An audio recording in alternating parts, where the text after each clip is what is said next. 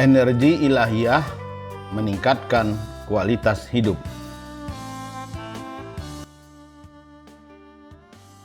Assalamualaikum warahmatullahi wabarakatuh. Salam bahagia untuk sobat-sobatku semua. Semoga Anda tetap sehat, tetap ceria, dan selalu bersemangat dalam menjalani kehidupan ini. Selamat jumpa lagi di kanal kesayangan kita bersama.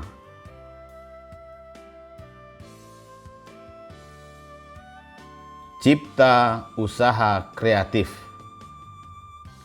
Semoga kita bisa berbagi ilmu, pengalaman, problem solving, dan solusi usaha, serta tips sukses melalui channel kebanggaan kita bersama ini.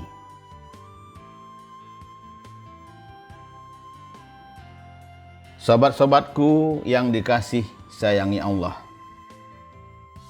Ironis memang, Indeks Pembangunan Manusia atau IPM Indonesia masih cukup jauh di bawah negara lain. Padahal sebanyak 20% APBN diamanatkan untuk kemajuan pendidikan. Jadi, kemana arah pendidikan Indonesia selama ini? Bukankah seharusnya yang disebut merdeka belajar itu berbanding lurus dengan upaya peningkatan kualitas sumber daya manusia atau SDM yang dihasilkan dari proses pembelajaran?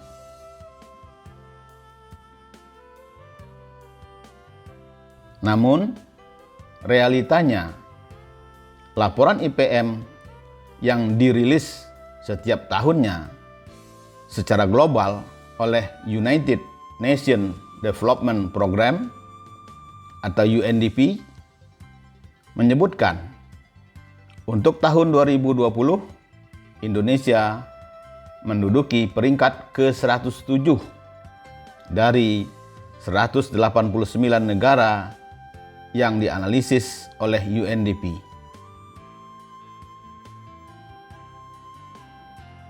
Bahkan, di Asia Tenggara sendiri saja, Indonesia masih kalah dari Singapura yang menduduki ranking 11, yang disusul Brunei yang menduduki ranking 47. Sementara itu, Malaysia IPM-nya menduduki ranking 62. Sedangkan Thailand menduduki ranking 79. Sobat-sobatku yang dikasih sayangi Allah. Perlu kita ketahui bersama bahwa konsep yang digunakan UNDP dalam menganalisa 189 negara dalam laporannya ini mempertimbangkan 3 aspek, yaitu usia, pendidikan, dan ekonomi. Karena itulah Indonesia harus membenahi arah pendidikannya untuk meningkatkan pembangunan manusia.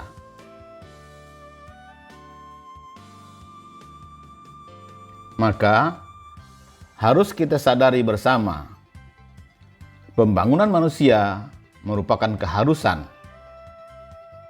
Karena pembangunan manusia akan menentukan kemajuan Indonesia.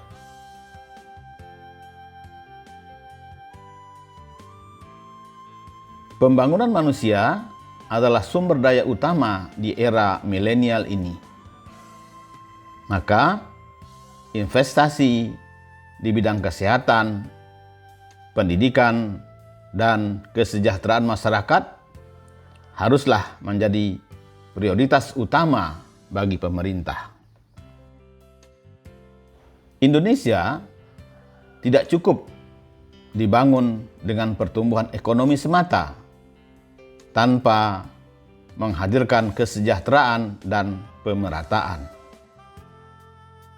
Pembangunan ekonomi yang merata dan tidak Jawa sentris sangatlah dibutuhkan.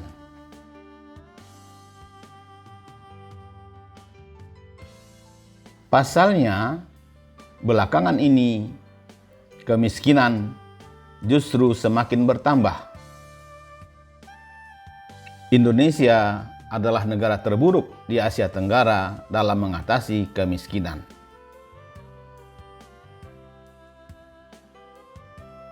Sobat-sobatku yang dikasih sayangi Allah, Badan Pusat Statistik atau BPS mencatat jumlah orang miskin di Indonesia pada Maret 2021 sudah mencapai 27,54 juta orang. Jumlah itu membuat tingkat kemiskinan mencapai 10,14% dari total populasi nasional. Jika dibandingkan pada Maret 2020, jumlah penduduk miskin meningkat 0,36% atau naik 1,12 juta orang.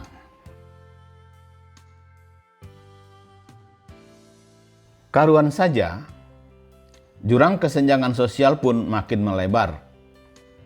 Konsentrasi kekayaan dan ekonomi kini makin terpusat pada segelintir orang saja. BPS melaporkan tingkat ketimpangan pengeluaran penduduk Indonesia yang diukur dengan rasio Gini per Maret 2021 berada di angka 0,384. Maka rasio Gini pada Maret 2021 masih lebih tinggi dibandingkan dengan Maret 2020 yang sebesar 0,381.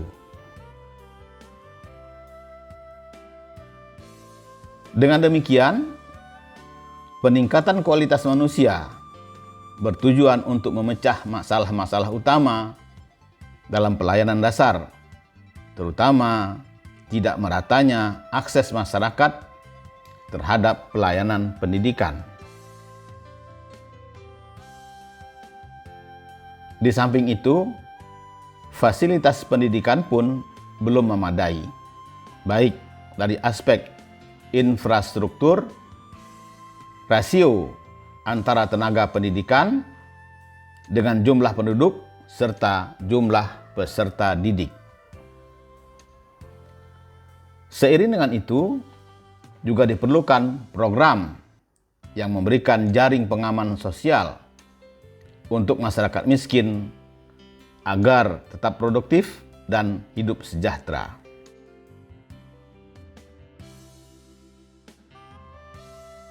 Sobat-sobatku yang dikasih sayangi Allah, meningkatkan kualitas hidup yang baik bisa kita dapatkan dari berbagai macam hal, seperti melakukan hobi yang kita senangi, hingga berkumpul dengan teman sesuai dengan kepribadiannya masing-masing.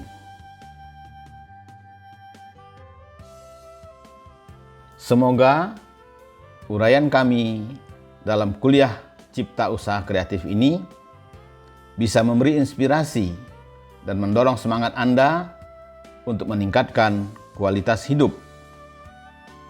Maka ada baiknya Anda meluangkan waktu untuk menyimak dan memperhatikan ulasan selanjutnya sampai selesai. Manusia sebagai makhluk spiritual. Sobat-sobatku yang dikasih sayangi Allah, berdasarkan penelitian dan pengalaman kami sebagai seorang spiritual business consultant, menunjukkan adanya hubungan yang sangat erat antara dukungan spiritual dengan kualitas hidup manusia.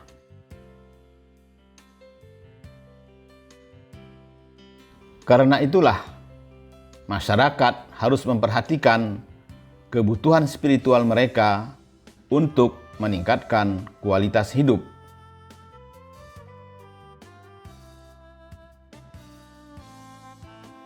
Jika spiritualitas terpenuhi, maka kualitas hidup akan meningkat, sehingga mereka dapat menjalani kehidupan yang lebih sejahtera. Sobat-sobatku yang dikasih sayangi Allah, manusia adalah ciptaan Allah yang paling sempurna. Hakikat manusia terdiri atas dua komponen penting, komponen fisik dan komponen spiritual. Secara fisik, manusia butuh makan, minum untuk menjaga dan memulihkan energi. Secara spiritual, memerlukan olah batin secara rutin.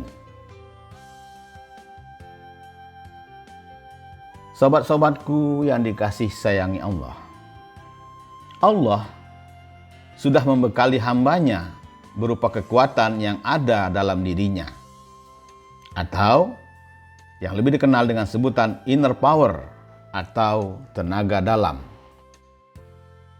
Namun sayangnya, banyak yang belum paham apa itu inner power atau tenaga batin. Bahkan yang paling vital justru sering diremehkan, bahkan ditolak oleh para ilmuwan, yakni adanya energi ilahiyah atau energi spiritual dalam diri manusia. Energi ilahiyah ini sumbernya adalah ruh ilahiyah yang ditiupkan, bukan diciptakan oleh Allah ke dalam tubuh manusia. Di dalam Al-Quran disebutkan, manusia diciptakan berasal dari tanah. Lalu Allah menjadikan proses keturunannya dari sperma yang terpilih. Dan lebih hebat lagi, disempurnakanlah dengan ditiupkannya ruhnya ke dalam diri manusia.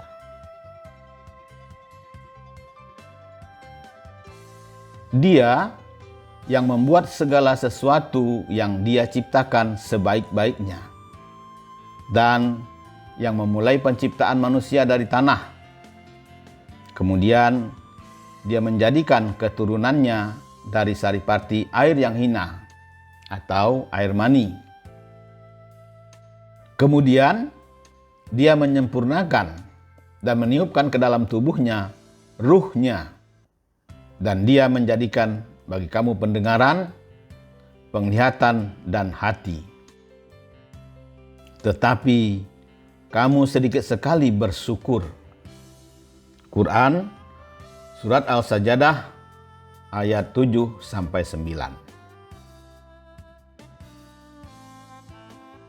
Sobat-sobatku yang dikasih sayangi Allah,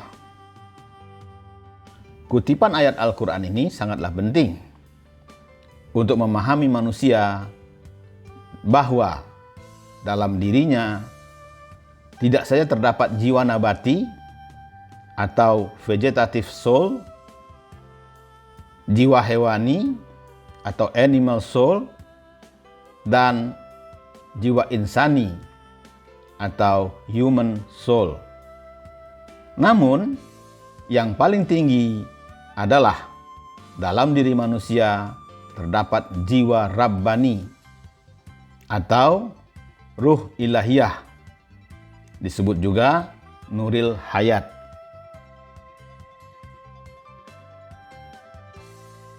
Perpaduan antara jiwa nabati, hewani, dan insani, manusia telah berhasil menciptakan perubahan dan peradaban yang spektakuler. Sehubungan dengan hal itulah, dalam kesempatan ini kami ingin mengajak para sobatku semua untuk kembali menyadari bahwa kita ini sesungguhnya adalah makhluk spiritual yang sedang terperangkap di alam material. Sobat-sobatku yang dikasih sayangi Allah, manusia adalah makhluk Allah yang paling sempurna di dunia ini. Allah menjadikan Adam atau manusia sesuai dengan citranya. Setelah jasad Adam dijadikan dari alam jisim, kemudian Allah meniupkan ruhnya ke dalam jasad Adam. Allah berfirman, "Maka apabila aku telah menyempurnakan kejadiannya dan telah meniupkan ke dalamnya ruhku, maka tunduklah kamu kepadanya dengan bersujud." Quran Surat Al-Hijr ayat 29.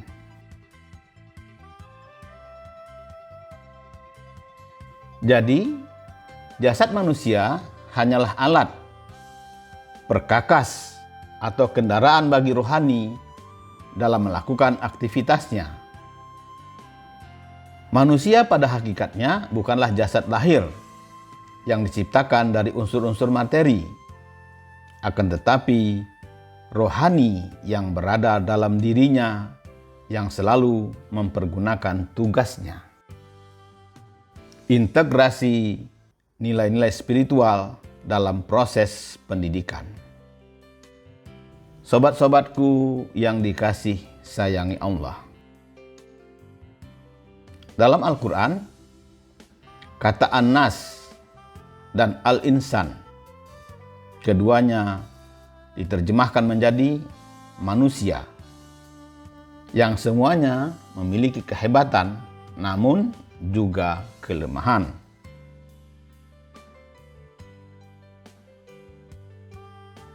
Dengan kekuatan akal pikirannya, masyarakat modern telah mampu membuat loncatan sejarah dan peradaban, sehingga di antara mereka tidak lagi memerlukan Allah. Semua persoalan hidup hendak dijelaskan dan diselesaikan dengan pendekatan empiris ilmiah semata. Dalam masa ini, ilmu pengetahuan cepat berkembang, yang kemudian terjadi sekularisasi dalam hampir seluruh kehidupan manusia. Agama dan tradisi dipandang sebagai sesuatu yang menghambat kemajuan. Karuan saja, manusia di era milenial ini, sekalipun maju secara teknologi, mereka banyak yang menderita secara batin akibat kegersangan spiritual dan kerusakan lingkungan karena ulah nafsu mereka yang tak terkendali. Padahal, sebagai makhluk spiritual, manusia adalah ciptaan Allah yang sempurna, memiliki kemampuan tak terbatas, tidak saja kemampuan fisik, intelektual, dan moral, tetapi juga kekuatan spiritual. Sobat-sobatku yang dikasih sayangi Allah, sebagian dari kekuatan itu telah dikenali dengan baik, tetapi sebagian lagi belum, terutama yang berhubungan dengan kekuatan rohani manusia atau spiritual power. Belum banyak yang diketahui dan dikembangkan. Sehubungan dengan hal itulah, Pusdiklat Cipta Usaha Kreatif mengintegrasikan nilai-nilai spiritual dalam sistem pendidikan dan pelatihannya. Spiritualitas yang dikembangkan oleh Pusdiklat Cipta Usaha Kreatif adalah sikap meyakini adanya kehadiran dan campur tangan Allah dalam diri manusia. Sobat-sobatku yang dikasih sayangi Allah, Pusdiklat Cipta Usaha Kreatif berupaya menanamkan keyakinan kepada peserta didik betapa kekuasaan ilahiyah di balik kehidupan manusia dapat diakses langsung oleh siapapun tanpa syarat amalan rumit serta meniadakan ketergantungan murid kepada guru. Inti kegiatannya hanyalah latihan berserah diri pada Allah atau latihan kejiwaan. Penyerahan diri ini dilakukan langsung kepada kekuasaan Allah tanpa upaya atau perantaraan apapun.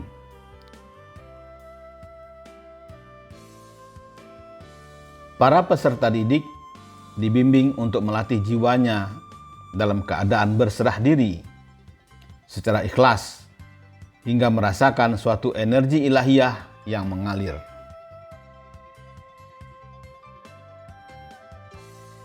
Energi ini diyakini mampu memotivasi seseorang sesuai kondisi pada saat dibutuhkan. Energi ilahiyah adalah suatu tenaga yang sangat kuat dalam diri seseorang. Dengan adanya kekuatan jiwa itu, ia dapat melakukan semua aksi dan aktivitasnya.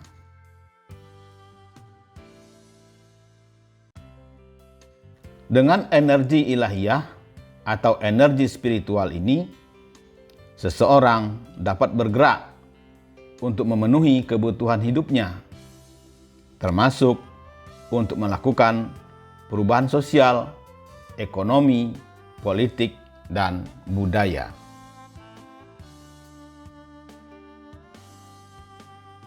Cara mengaktifkan energi spiritual. Sobat-sobatku yang dikasih sayangi Allah. Pada dasarnya, setiap orang memiliki potensi energi spiritual yang besar. Energi ilahiyah ini memberi hidup dan kehidupan. Namun, karena selama ini tidak dipedulikan, bahkan dikebiri oleh pikiran dan nafsu, maka ia pun terkurung dalam lubuk jiwa yang paling dalam.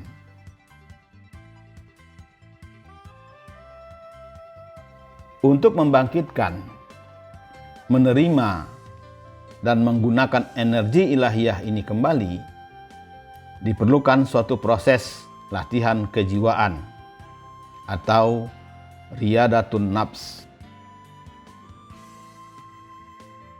Insya Allah, dengan membangkitkan energi tersebut, mampu membersihkan sistem tubuh dari segala gangguan pada mental, spiritual, dan fisik. Sehingga manusia bisa mengubah masa depan menjadi lebih bahagia dan sejahtera lahir batin. Proses mengaktifkan energi ilahiyah diawali dengan mendiamkan segala gerak, bagaikan orang mati sebelum mati. Antal mauta qabla mauta.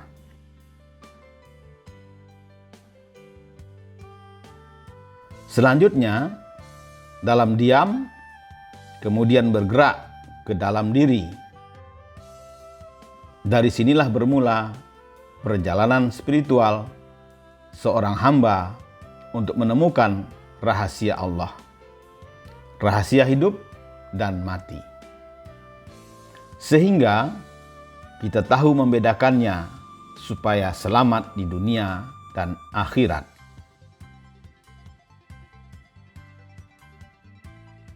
Kemudian dari dalam diri kita bergerak keluar menembusi alam lahiriah untuk sempurnakan alam kehidupan, supaya selamat akan keadaan. Semoga mendapat rahmat Allah.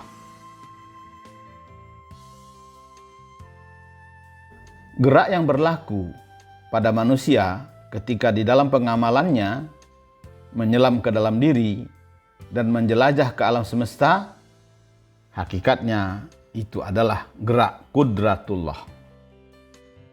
Dalam perjalanan lahir batin kita ini, gerak adalah jalan bagi kita, dan jalan ini adalah fungsi utama. Jadi, pada saat kita inginkan sesuatu, gunakanlah kaidah gerak. Karena gerak itu adalah kuasa ilahi, maka disebut juga energi ilahiyah. Demikian uraian singkat yang dapat kami sampaikan dalam upaya mengaktifkan energi ilahiyah untuk meningkatkan kualitas hidup. Semoga uraian singkat ini bermanfaat dan memberi inspirasi dan menambah semangat bagi sobatku semua dalam menjalani kehidupan. Semoga sukses dalam segala hal yang sobat lakukan. Semoga berhasil. Wa'afu minkum. Wassalamualaikum warahmatullahi wabarakatuh.